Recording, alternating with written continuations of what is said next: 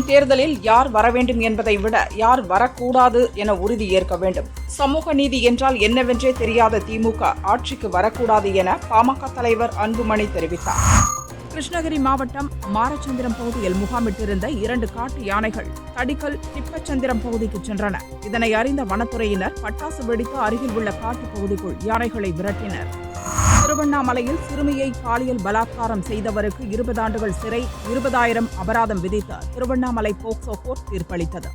காரைக்கால் ஸ்ரீ கைலாசநாதர் சுவாமி கோவில் கந்தசஷ்டி விழா 4ஆம் நாளில் ஸ்ரீ வள்ளி தெய்வானை சமேத ஸ்ரீ சுப்பிரமணியருக்கு மஞ்சள் சாற்றி சகஸ்ரநாம அர்ச்சனை, மகா தீபாராதனை காண்பிக்கப்பட்டது.